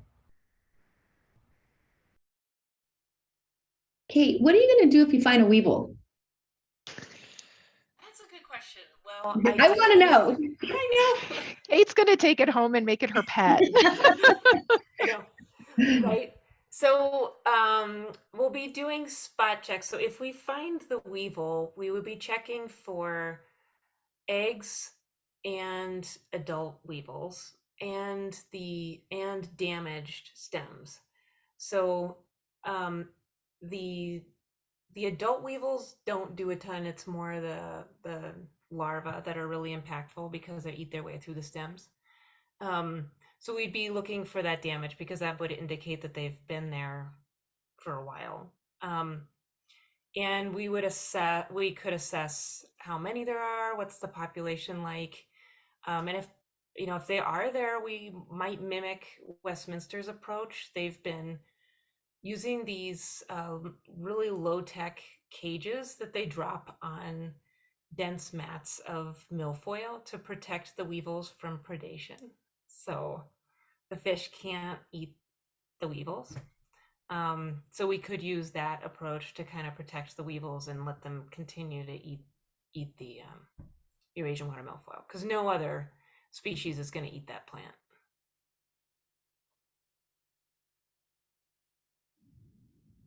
Thank you. Any other questions? I know you're all going to go home and think about these things because it's so interesting. Okay. Well, thank you. Thank you, Stacy. Thank you, Kate. Good luck out there. Allie. Elliot has a hand up. Oh, thank you. I can't look down at my notes. Go ahead, Elliot. I just pulled a Chuck. No, I just wanted to say, I mean, the zebra mussel, I remember doing like a report on those when I was in high school, and I lived on Lake Michigan, and it was freaking people out then. And I remember we went down to the lake and we grabbed a big glob of them and brought them in for our presentation, and all of the lakefront kind of business owners and people who use boating craft were all freaked out about the zebra mussel and how bad it was. So I really, really hope, I mean, that was 20 something years ago. So I really hope it doesn't find a home here, because those are really bad news. Yeah, absolutely. We hope so too. And that's why I think it's really neat that Parks and Rec has such a robust program in place and has for so long. And it is really undisputed that Parks and Rec has one of the best programs in the state.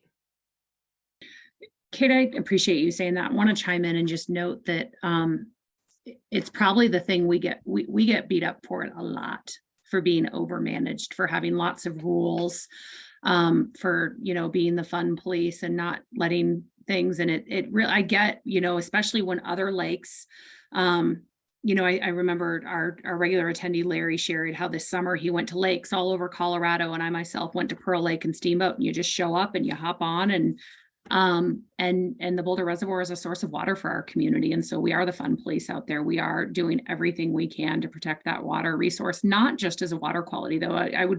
I want to, I guess, echo the gratitude for the coordination across the city. Earlier, someone mentioned that you don't often see, or you would love to see more collaboration between departments. Utilities is such an incredible partner in managing the Boulder Reservoir. The city has multiple bodies of water in its water system. The Silver Lake watershed, I hear, is one of the prettiest spots in the county, and none of us will ever know because it is so closely protected as a source of water. Barker Reservoir, also owned by the city and not open for recreation use. And so I just really appreciate their partnership in water quality first, and what can we do to allow the community access to this recreation site, because it's the only water that is available in our system.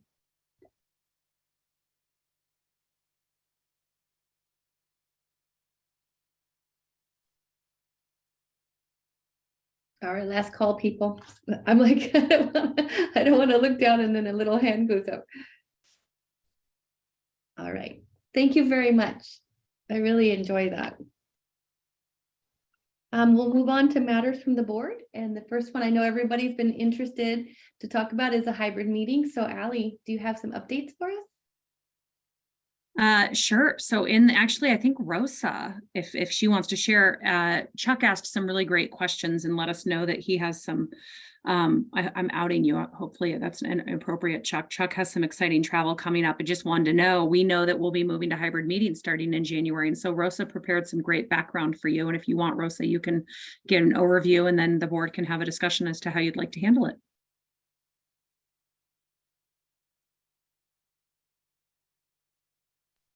I have to unmute.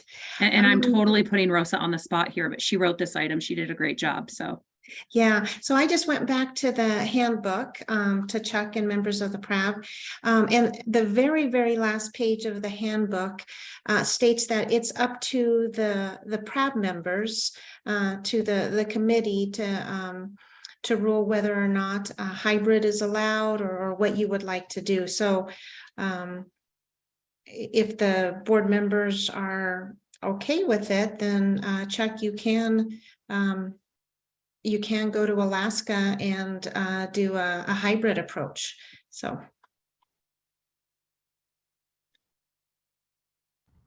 And so what would the hybrid approach look like? What would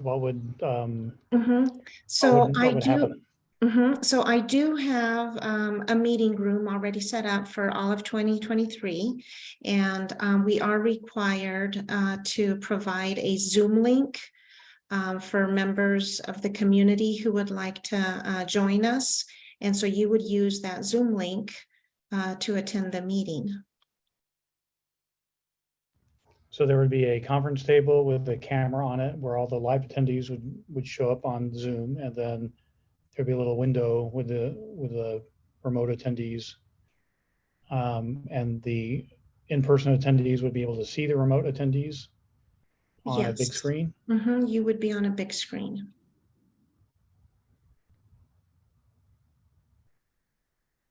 Well, that sounds great to me. So I would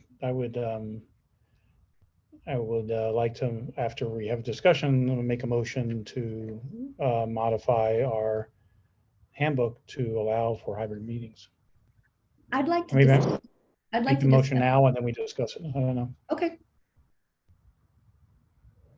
Well, I would like to make a motion that the PRAB modify the PRAB handbook to allow for hybrid meetings for future meetings.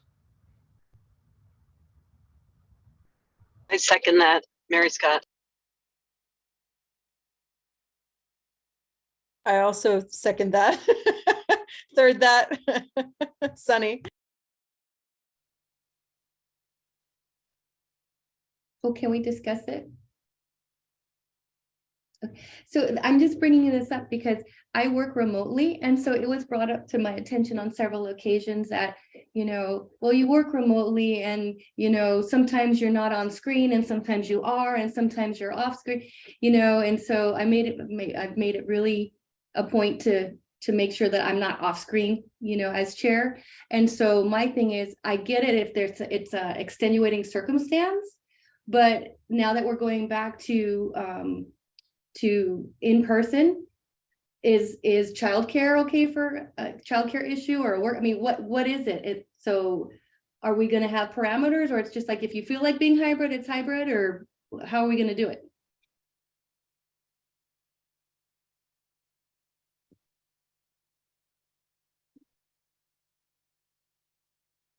Pam, who's In the name- the person for? No. I'm waiting to see if anybody's hands go up. Mary, were you going to say something?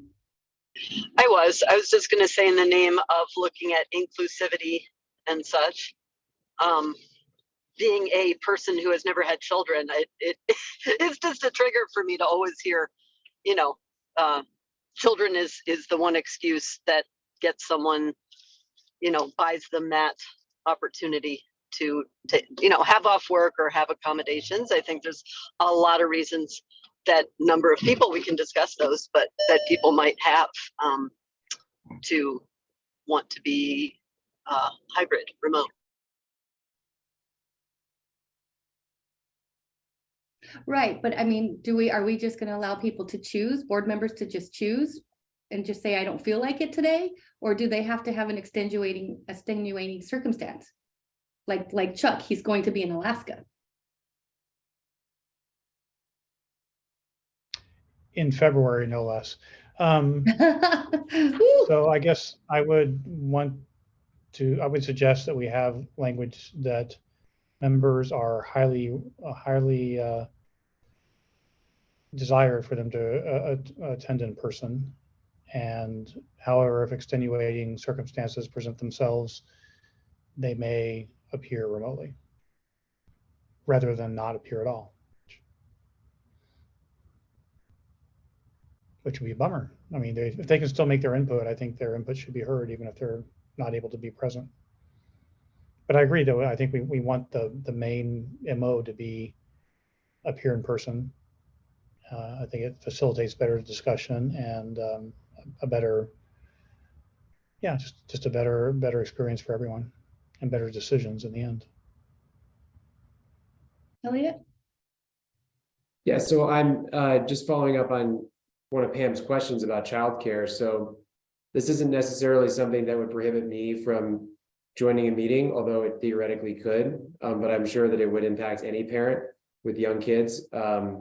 But is childcare actually an option that the city could provide for people, who wanted to? Okay, I see Allie nodding. That's great. So I mean, I think if that's that and other causes that people might have for not joining in person, I think if we can reasonably accommodate those as a city, I would encourage that the handbook provide that, you are strongly encouraged to join in person, and, you absent extenuating circumstances, including but not limited to whatever, travel, health, whatever it is, but I think the expectation is that you come in person, and that unless you reach out and you say, hey, I've got this thing, I can't come in person. And that way there's an expectation that we all come in person unless you just can't.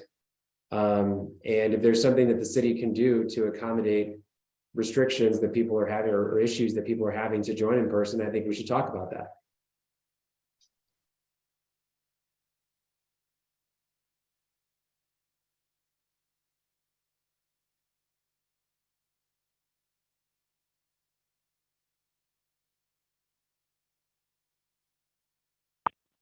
So go ahead, Jason.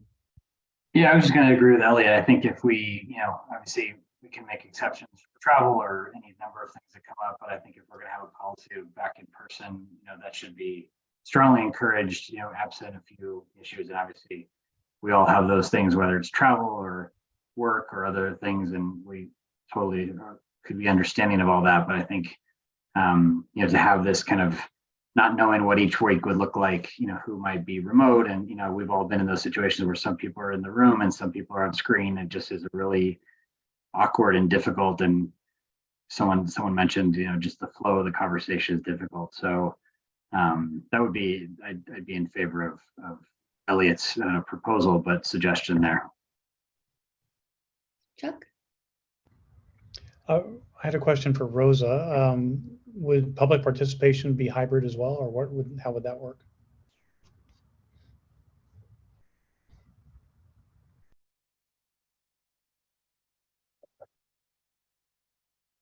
Sorry, Chuck. So we are required to provide a hybrid approach for the community. So yeah, they would Zoom in with us. Okay, thank you. Is this something we vote on? We agendize for January? What do we do, Ally or Rosa? You're all in charge here. And so if I'm hearing, some discussion around possibly updating your handbook. I'm not sure, just to be clear, I don't think allowing a hybrid approach is disallowed in the current handbook, the way I read it and the way based on this research. What you could do is enhance the handbook to create clear some of these expectations. I heard a couple of conversations, one around when and if there is a preference for when a board member would be attending in person or virtually. But I also heard a conversation about cameras on and off and accessibility. And so it could be that you need to take no action for tonight, but you might consider a continued conversation about how you want to function as a board.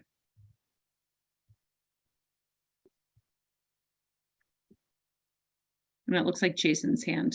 Is that a new hand or is that a new hand? No, not a new hand.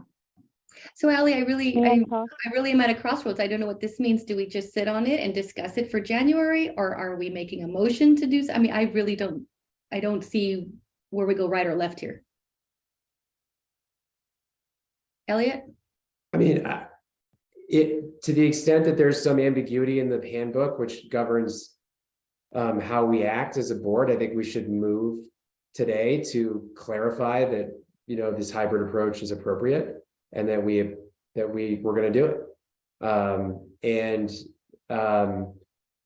think that we could probably craft some verbal motion that's very simple, like along the lines of what we've all seemingly agreed to, which is that I think that we support a hybrid approach to meetings starting in January, that we encourage all board members to join in person if possible, unless there are extenuating circumstances that prevent that from happening.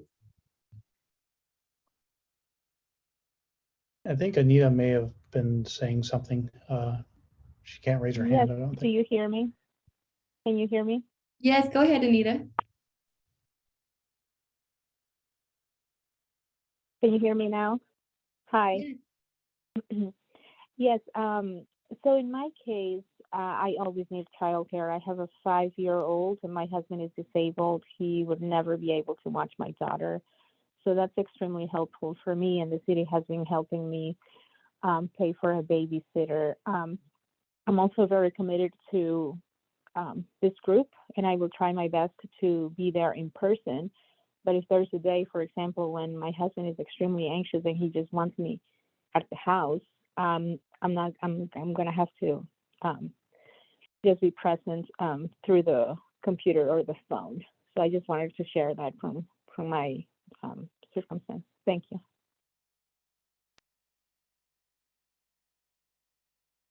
Thank you very much for the honesty. We appreciate it, Anita. Thank you.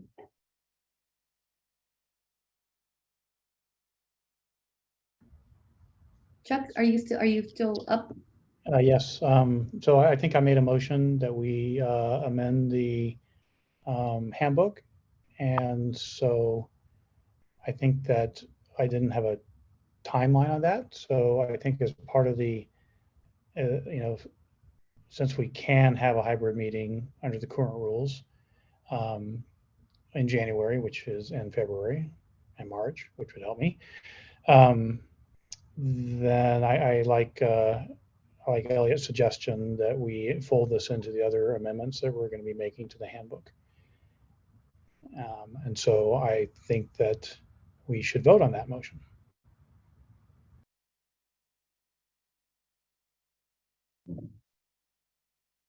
I think we need a second. I think Mary seconded, and then I think Sunny like double seconded. You double down? Okay, well, that sounds good. Thank you, everybody. And so, Ally, did you want to discuss the questions for the March meeting? I know that there's a lot of, I wasn't sure if you were going to look up ERUSD spring break. I don't know when that date is, and if we wanted to change our meeting date.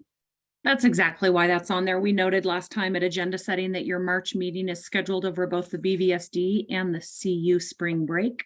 Oftentimes when that happened, the board chooses to move its meeting either up a week or out a week. I feel like this year there were actually 5 Mondays in March. And so the board moved the meeting to March 29th. This year, that's not the case, but putting it out there for conversation, if you would like to not meet over spring break, lots of people use that week, people who are faculty, people who are parents. There are lots of reasons people travel that week.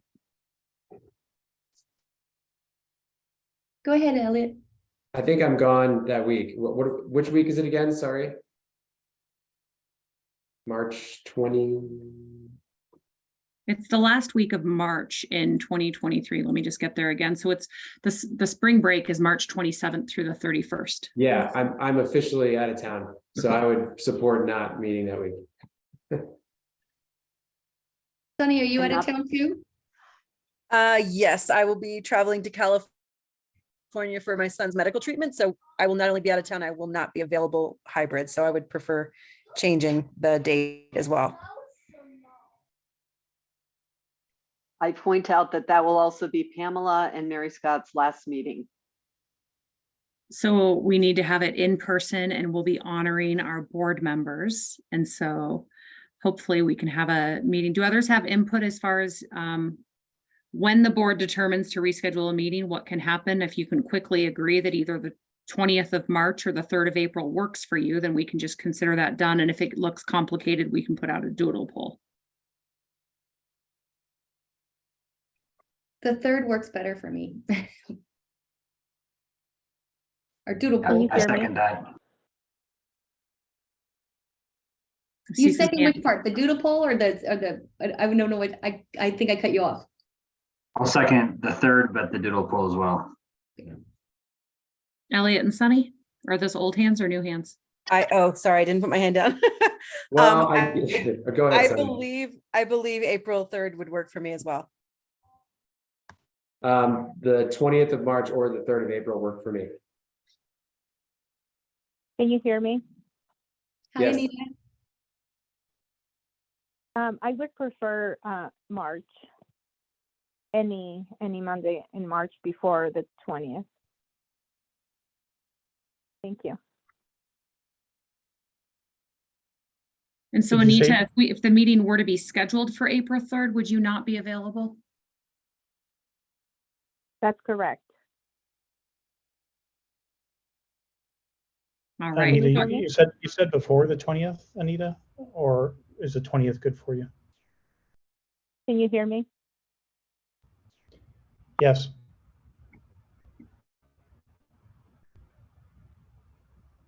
Yes, I can do March 20th or the 13th. I cannot do April. I cannot do March 20th. I can do either. All right, let's Sounds like pause a for doodle poll. Yeah, let's pause for a moment. So what we'll do is Rosa will send out a doodle poll. We'll include several options.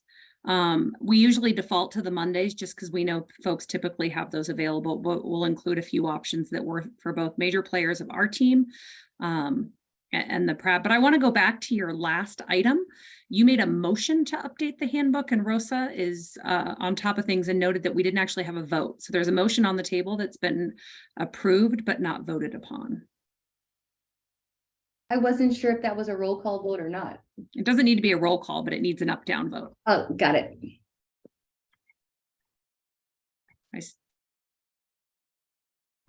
Oh, I vote for it. All right, I Yep. see 5. I'm good. I think that was a 6th vote. Yes. Anita, if you wanted to And- vote, it looks like you're unmuted. Yes. All right. All right, so your motion to update the handbook to address virtual or hybrid meetings passes. Going back to your March board meeting, Rosa will circulate a doodle poll after we've confirmed some options that will work for our team. Perfect. Thank you for that. The next one we'll move on to is Prab Matters. Would anybody like to comment on this? Any board members? Mary, I think I saw you. You did. I was looking for my little icon or. I thought you went like emoji. that. Yeah. And so one thing that I remember a couple years ago, it might have been pre-pandemic. I can't quite recall, but we each took a city grouping. And I remember mine was forestry. And remember when Chuck, you had like some crazy thing where there were zillions of emails, and then we decided that it was too much, and each Prab member should have like reservoir issues and pool and golf and forestry, and then that kind of fell away. And I don't know, I just wanted to throw back out. I think it's kind of cool. We actually never did much with it. I would have loved to have had a meeting or a lunch with forestry and kind of had that be a cool little specialty of mine, but I still think it could be valuable. It could be a rotating thing. But I just wanted to reintroduce that, given that I only have three more meetings. So Yeah, I think what happened with that is when the Reservoir Hot issue happened with the cafe and all of that, and we started getting all those emails, you know, it became overwhelming. So I think when it was the 1 or 2 emails a month, we could handle it. But then when it got overwhelming, it went back to the department.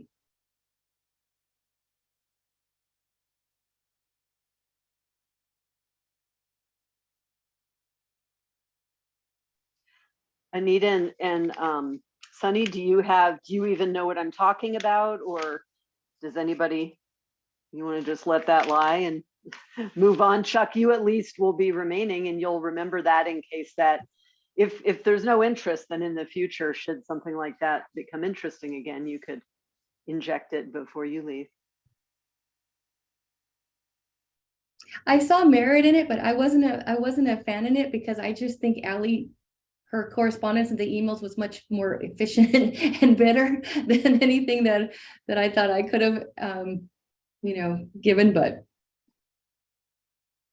yeah, Well, I would agree. And I guess one of the things, especially being outgoing, is and Allie, I know you hear this, is that all of us really yearn to be more involved than passive voters on, you know, stuff. And so I'm just kind of trying to imagine ways that people could be more involved, more committees, bigger, smaller, that apply to maybe someone has the ability to be on something that is 3 months.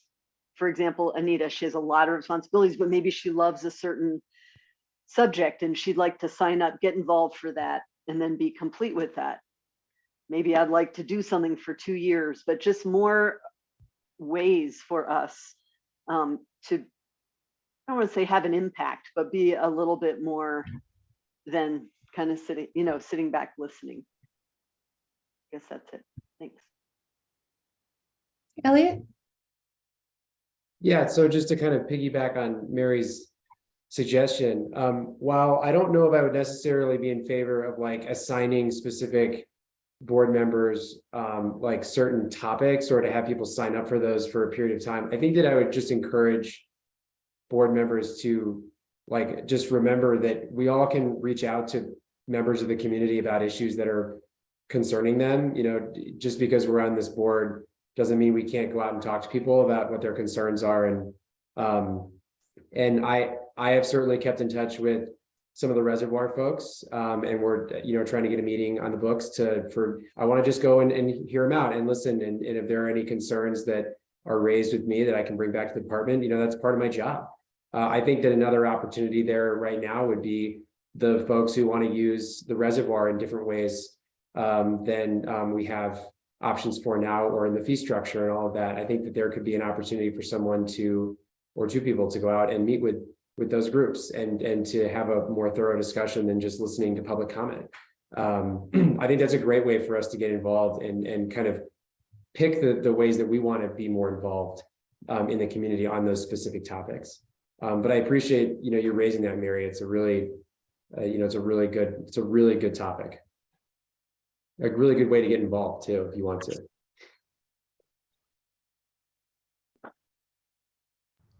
Chuck? So just to, for the newer members of PRAB, what we did is we assigned topics so that when we received an email from the public about a topic, they would receive a response, not just from staff, which would be often a very detailed and very well-crafted response, but also just a response from PRAB so that they would feel that they were heard and they weren't just talking to a wall. And so I think that's that's still very valuable. And I agree with Elliot that if we just respond when we want to, that's appropriate and is probably sufficient. I'd remind members of PRAB that if you do respond, to not CC all of PRAB, because then it becomes a discussion that would need to be publicly noticed, but instead to make sure that the communication is documented, to CC Rosa so that she can have it in her email streams if there's ever a FOIA request or other legal issue with the city, that all those communications are recorded in the system.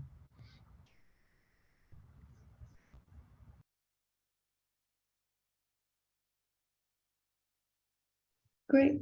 Anybody else have a comment for PRAB Matters? This is your moment and we have time.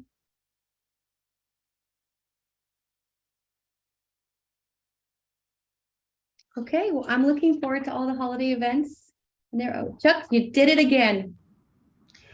I made a motion to amend the agenda for a final topic, and I wanted to remind you of that. Thank you. And you know what? I put it right there. Chuck's notes, add bylaw substitute. I'm sorry. Okay, sorry about that, Chuck. So the motion is to appoint someone to stand in my place this week, because I'm at a conference and will be occupied during the agenda setting meeting, which is scheduled for Thursday at 2:45 p.m. It's a Zoom meeting. And so I would like to see if anyone would have the time to spend 30 minutes discussing the agenda for next month's meeting, starting this Thursday at 2:45 p.m. in my place. But I thought check. I think it's at 1:45. Let me check. Can you make the 1:45? No, I can't. I'll be in a session that I have to attend. I thought you had mentioned that you thought it should go in seniority as opposed to like. I thought that we could, people that have been on PRAB for a while that maybe haven't had an opportunity to attend one of these meetings would be most interested first. So perhaps, Mary or Jason, if you have an interest in time. Yeah. And if not, then anyone else. I mean, Mary, since you are going to be leaving, I think it might be a good experience for you if you'd like to join. It would, but I'm working. Oh, okay. So, yeah, thanks. Jason? I'd love to join also, but I have, would you say 2:45 on Thursday? Or 1:45? So it is 1:45. Thanks, Jason. I think I have another meeting, but we don't need to go through my schedule here. But if someone else is really interested, they can jump in. If not, I can email if I'm available. I can also handle it by myself in case you don't feel like you have to be forced. But Elliot, if you want to join, is that what you're? Well, so I actually do technically, I would like to do it. I have the time, but I will just say that I'm covering for our nanny all day on Thursday, but that's nap time for little guy. So I'm hopeful that I can join remotely and I can join for the whole time. And just with the caveat that if he decides to take a much shorter nap than is normal, I might have to jump off, but otherwise, couldn't he join 1:45. us? What's up? Couldn't he join the meeting too?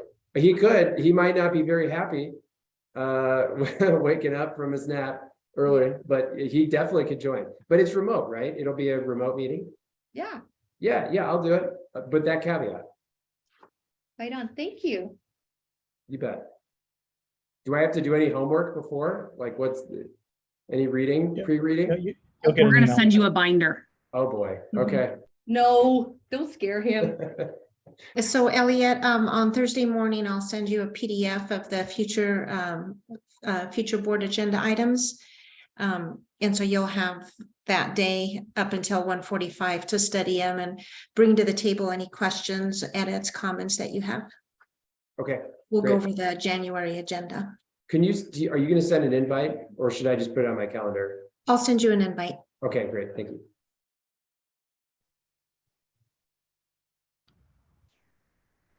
Great, thank you.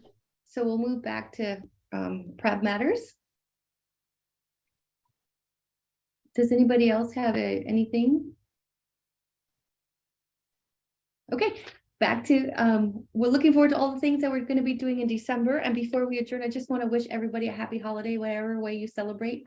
I hope that you're with your families and you're safe and that you're healthy. And with that, we'll see you in 2023. I can't believe it. This year flew by so fast. So I really hope you all have a safe and healthy holiday season.